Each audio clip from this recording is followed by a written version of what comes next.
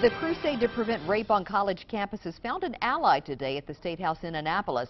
Right now, lawmakers are considering an affirmative consent bill. The legislation requires colleges to develop a policy in which students would mutually agree to sex in advance. 11 News reporter David Collins has more on that bill from Annapolis. David.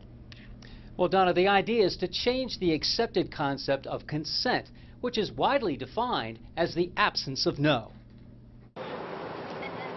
Yes Means Yes legislation requires Maryland colleges and universities to come up with a policy that defines how students engage in sexual activities.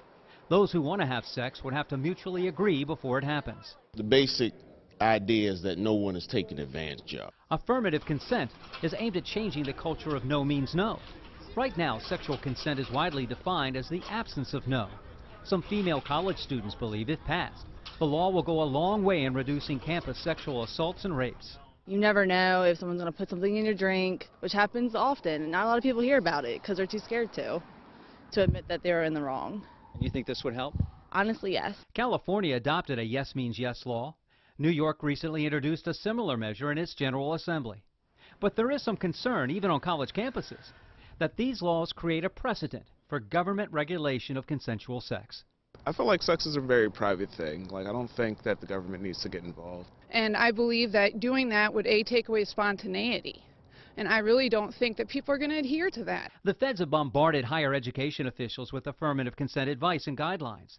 The Maryland Coalition Against Sexual Assault believes lawmakers should give colleges more time to digest the material. To just analyze them, to see what works in their community, and then come back to the legislature maybe next year or the year after and give us a good report about what works, what doesn't work, and then at that point, that's when we should think about enacting a statute.